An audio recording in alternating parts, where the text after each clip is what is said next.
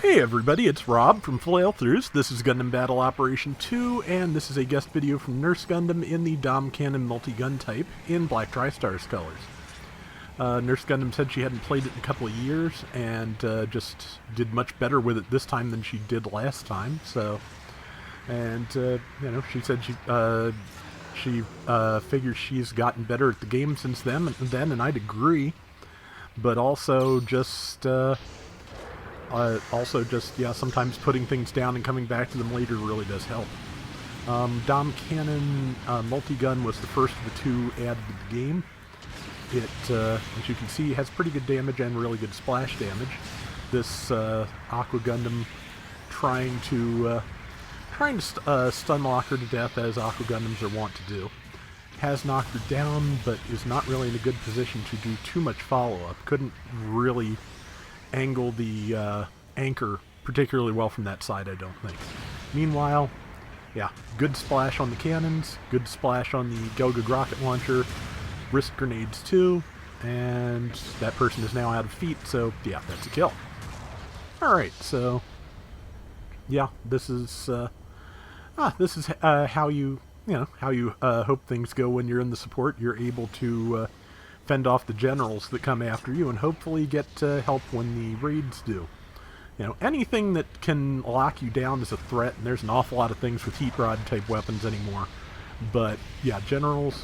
Okay, well, there goes that Gym 2, and whose pilot is about to go over and try and take D. There is, oops, the ledge blocked that shot, and there's a Ramzagok, so, which is going to do its thing and get a kill.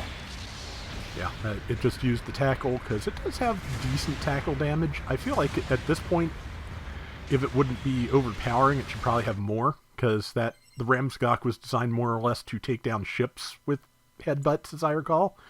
So, yeah, it's time to...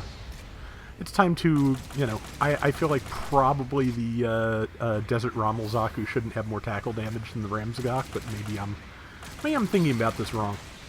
But good kill on the enemy pilot there. She's getting point D back, and that will give her a chance to get her Dom and go back to the fight. Right now the score is 3085 to 2020, and yeah, so far so good. 2395, but yeah. I said before, said the score out loud, had to change. There's that Aqua Gundam again, which did catch with the heat rod this time. It's doing okay damage, but yeah, it is probably significantly easier for Nurse Gundam to stop that than it would be for, it to stop her repeatedly. Especially on uneven ground, because that can really kind of mess with the aiming of things like an anchor. See, Ramzagok is trying to come over, and... yeah, so far, so good. Yep, there was another ally there, I think, in a Aqua Gundam and Marine Gundam, Gundiver, whatever name is this week. But yeah, so that was able to fend that off. Good kill there. And I'm not sure if that was an ally or an enemy that just touched down in front of her, but either way, something hit her. There's an Alma Zaku here, which I just now realized, so... or had not realized before this point in the match. This is like my third attempt to get the voiceover done. First one of the night is always difficult. Don't know why. Guess I just have to get warmed up. But, yeah, I had a match earlier tonight where, as the raid, I did not realize there was a gun tank until almost the end of the match, and that was, probably even more frustrating for my team than it was for me, so... But yeah, and there's somebody up there just taking shots at Nurse Gundam from on top of the hill. I think it might be a Zaku 1 commander, but not 100% sure. See, yeah, she's grabbing the high ground again. It's, it does help, it's kind of a 50-50 thing. It helps you land your shots. It helps you, it helps give you a little bit more just time to deal with any raids that decide to come sailing over. But also it does make you a little bit more of a target for ranged attackers. So if you have a really good range defense, it's not a bad idea. Good combo there on the Gym 2. got its iframes back before the last leg of it. But yeah, now that and the Zaku 1 Commander are all kind of focusing her a little bit. I have a feeling somebody's about to kill that Gym 2 like right after. Yep, there's the assist. And yeah, so they'll probably end up fighting the Zaku 1 Commander next. But yeah, so far things are going pretty well. There are about 2.5 minutes left of the match, and so far so good. 59-60 to 49-50, yeah. And that person who was just bound and determined to get point D has gotten it again. And so, I mean, good news and bad news. Being inside the colony is frequently very useful, but gives her a chance to get up on the rock and take some shots, which is not the worst news. So, yep, good shot there. That is a kill. It looks like, just because of the angle, one of the two shots hit, then the other one did, and that's why if you look, there was just a very brief flash of a lowered HP bar, brain, and then, you know, then the credit for the kill came through. So, yeah, I think it just kind of processed that damage sequentially for whatever reason. It does that sometimes, I think. But here is the Alma Zaku, which got caught real hard with the downswing. 2 downswings. And yeah, now it's a good time to not be on the rock. Unfortunately, the Alma Zaku, besides having a decent, you know, close-range weapon, also has some really good ranged weaponry, so it's maybe a tough fight. Or she'll catch it in midair and smash it. Very nice. Yeah, there's that. In a situation like that, with that Zaku having higher ground, I'd have been stone dead. So, let's see. But, let's see, I'm not sure. Is that the Gym 2 again? It's definitely a mobile suit. I even got new glasses, but just maybe I need a larger monitor. It's like I think it's a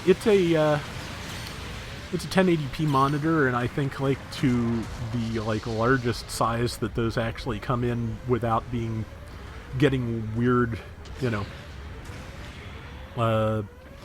getting weird with various resolutions and things is like, I forget how big, but not that big compared to a lot of monitors I've seen. I could probably upgrade to something better at some point, but let's see. 95-85 to 71-30. Let's see, good shot there over the heads of allies and tagged the enemy. About 10 seconds left, and just looks like the win is pretty much a lock, and now just, you know, where can you put damage while there's still time? Good use of the grenades.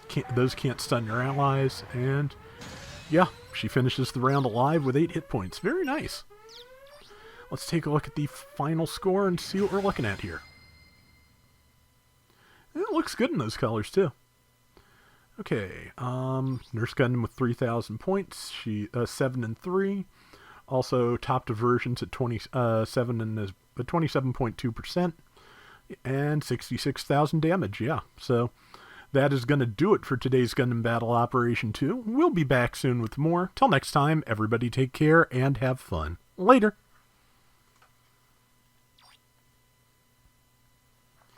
Okay, so I may have mentioned this before this year, I may have not, but since it is now November, I'm going to go ahead and do the spiel. I've mentioned before, I am on a podcast called Radio Free Cybertron. It is the oldest Transformers podcast in existence, and one of the first few podcasts to ever happen.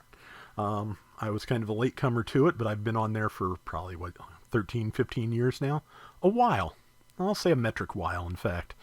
But, yeah, every year we have taken to basically trying to encourage people to give to Toys for Tots, because that's something that our host Brian basically benefited from as a kid, and it meant a lot to him, and he's adopted some kids that also needed Toys for Tots for a while, so you know, it's very dear to his heart, and I've I've been trying to help as much as I can. So